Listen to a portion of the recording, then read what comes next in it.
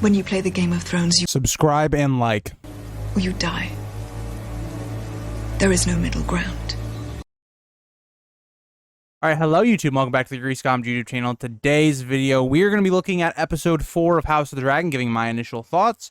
And let's just start out with, this episode got pretty spicy. I mean, straight up from, we have a lot of intimacy scenes, we'll say. And things are just starting to ramp up. I feel like we're starting to see where the story is going to go a little bit in the early parts of the season. And I really think we're starting to get into the really interesting part of the lead up to the Dance of Dragons. Now, I want to say, so last week's episode, I was a bit disappointed. As you guys saw, gave you guys a little bit of a clickbait thumbnail and video last week, but I wasn't all that impressed with last week's episode with how they treated the Stepstones and the Crab Feeder as a whole, and some of the ideas with kind of the plot armor, it seemed like, with Daemon. This episode, I think, was a lot better, right? They had things that they changed from the source material, but it was good changes. It was changes that made sense with the build-up they had been doing previously in the episode. So I want to say right off the bat, because last week, I would say I focused a lot on the negatives and some of the things I didn't like. This episode, I'm very positive about. I think this was a very solid 8.5 to 9 out of 10. I think this is my favorite episode so far.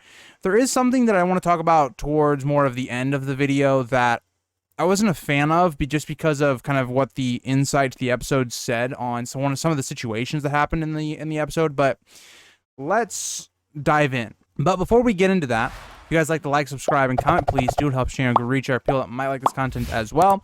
We're going to be covering all of the House of the Dragon episodes. Also, we're going to be doing a stream every Wednesday, kind of previewing the next episode. And then also we do a live stream right after the episode drops as well. So if you guys want to interact with me about the episodes live in chat, you can always do that.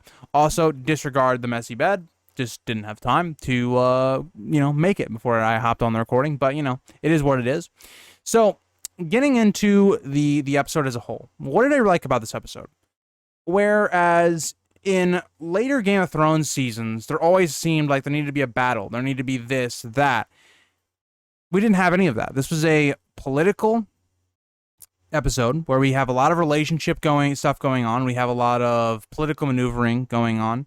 And I really liked that. I think that's always been the most intriguing factor in Game of Thrones and House of the Dragon as a whole.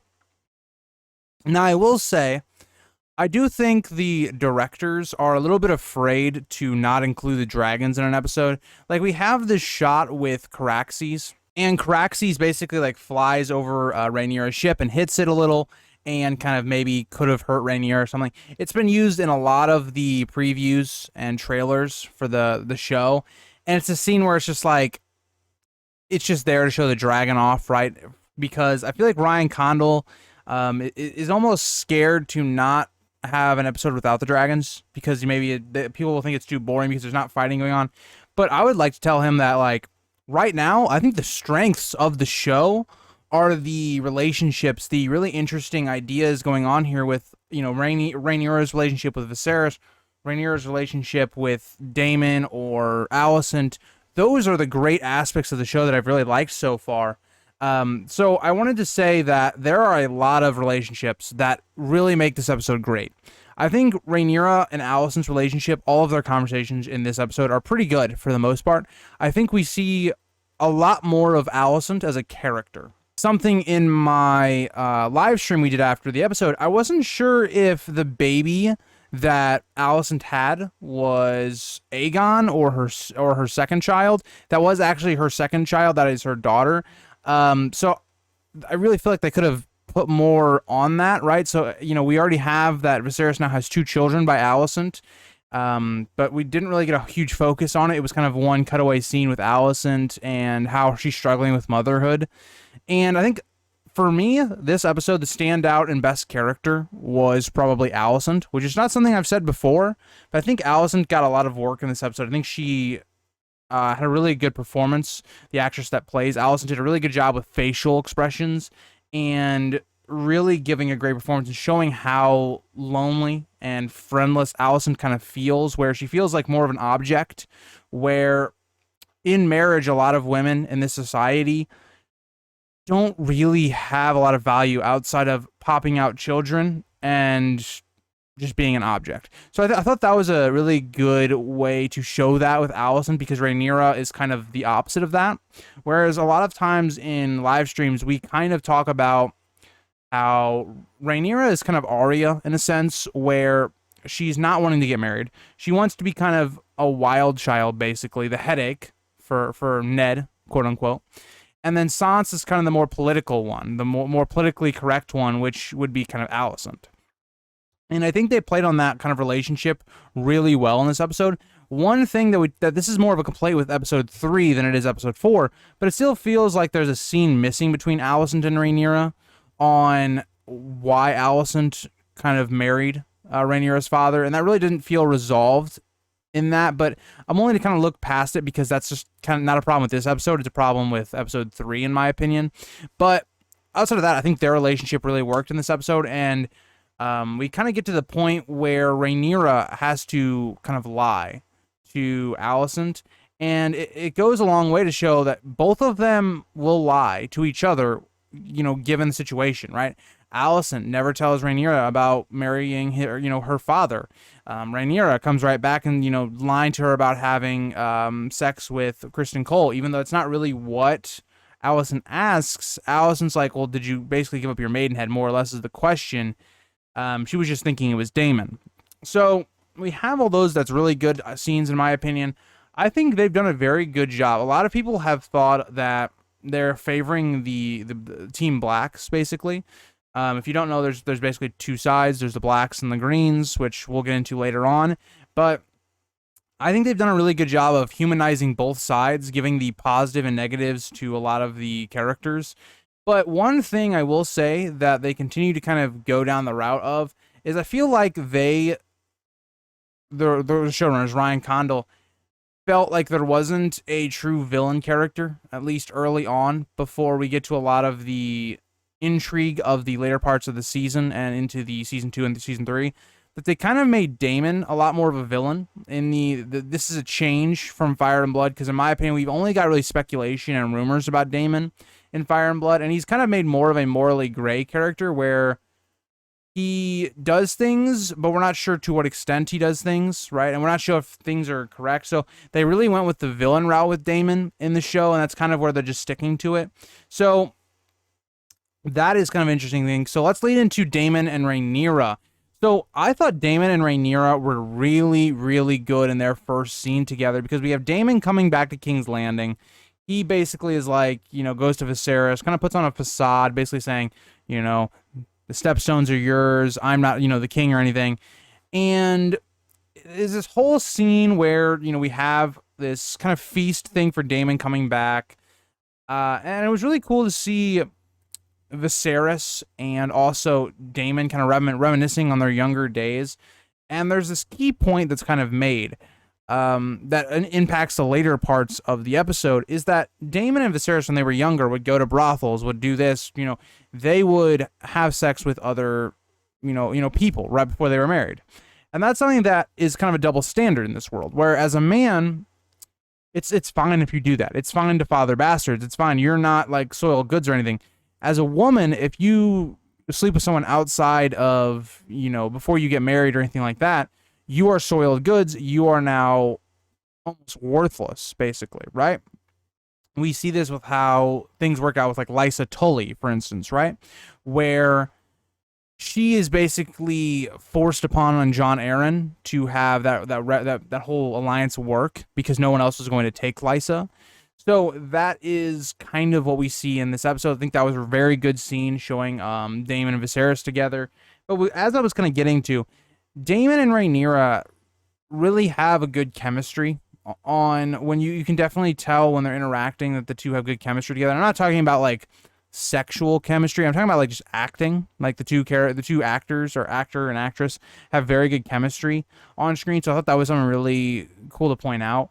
And this episode is kind of this constant reminder to Rhaenyra that you are not in this bad situation. Like, there's so many people that have it much worse than you. And it's kind of a constant reminder almost, right?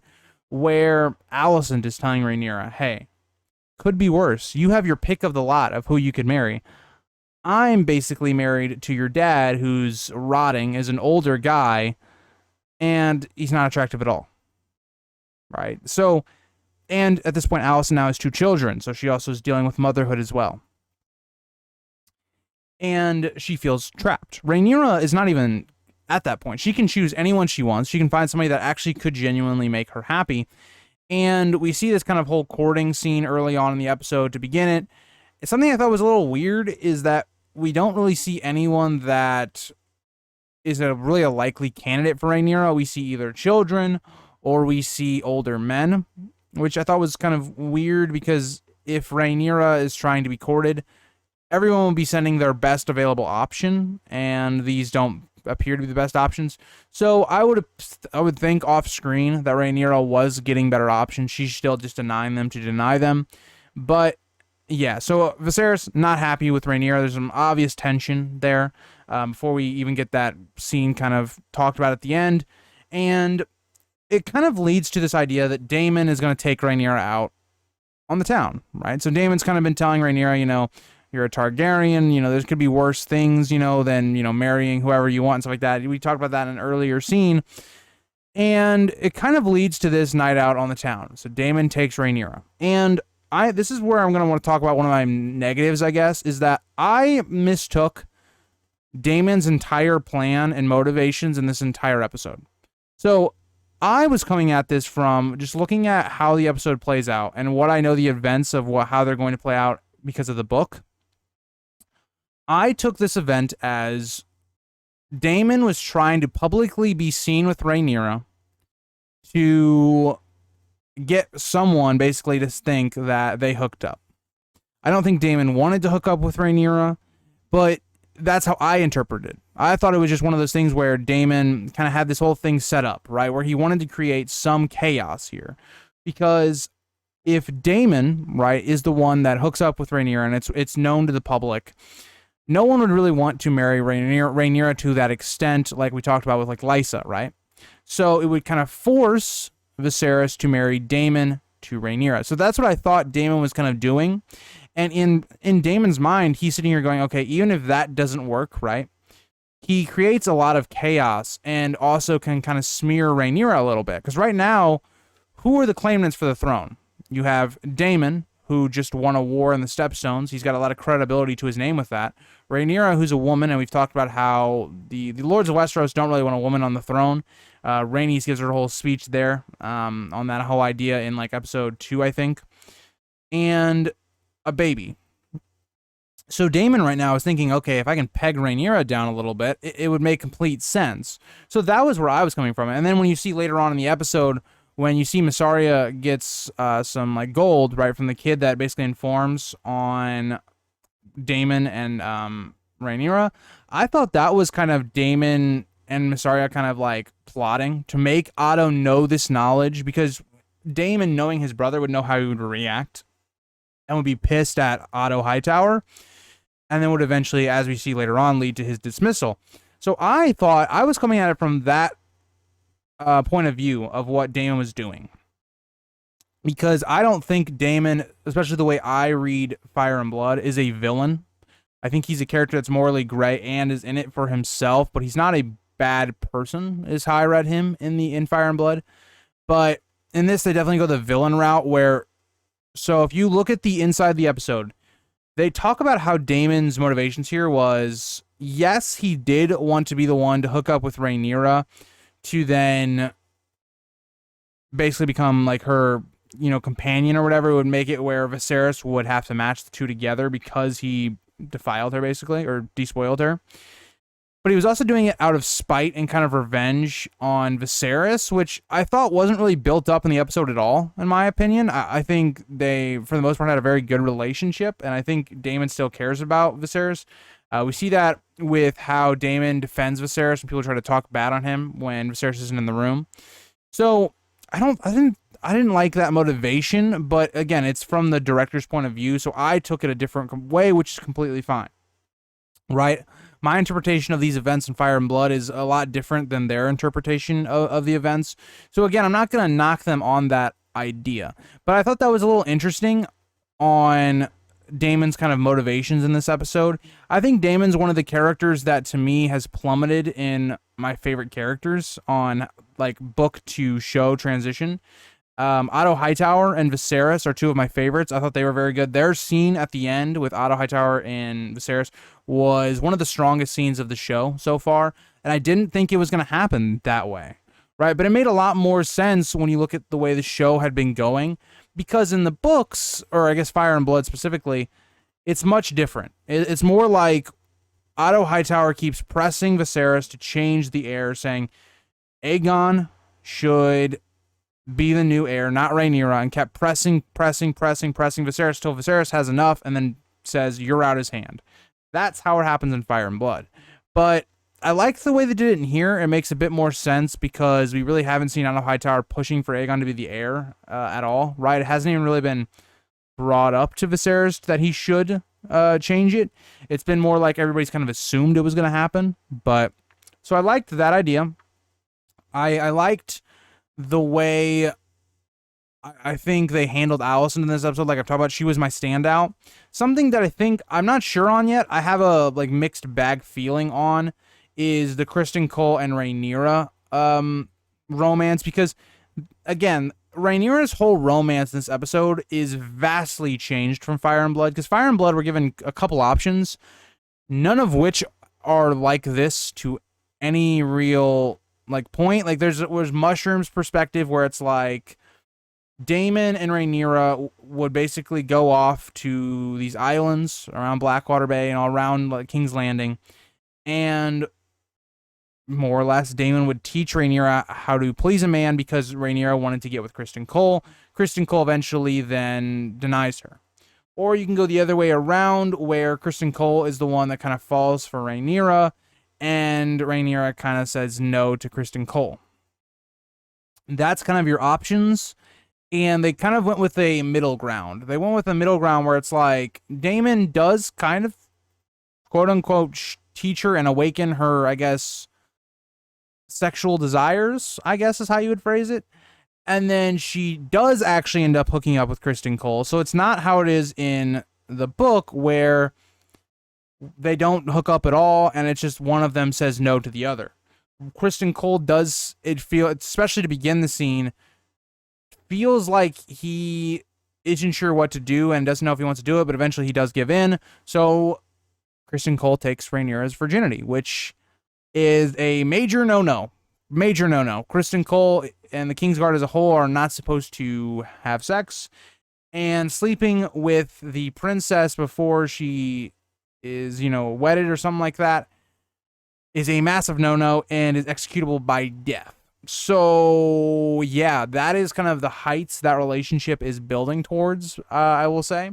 And yeah, so there was a lot of changes from the book where it made sense for the show, and I'm okay with them changing it. I'm not sure about the whole Rhaenyra love triangle thing yet, because I have to see how they conclude it, right? Because everything's going to depend how they go with it, because they're kind of on, I wouldn't say a new path than Fire and Blood when it comes to that part of it, because they still are going to go a certain route that is going to lead to something that happens in Fire and Blood anyway, but the way they get there is a little different than Fire and Blood, so it'll be interesting to see how they do it. But that is my more or less review for the episode. I thought it was a very good episode. I think it's my favorite. I think if I had to rank the episodes, I think I would go 4, 1. I think 1 and 2 are very interchangeable for me. They're very similar. They're very like a lot of exposition introducing us into the world. But I think I would probably go 4. Actually 4, 2, 1, 3. I think 3 by far was my least favorite, but I think the 1 and 2 are very interchangeable for me, and then 4 was my standout, my favorite episode.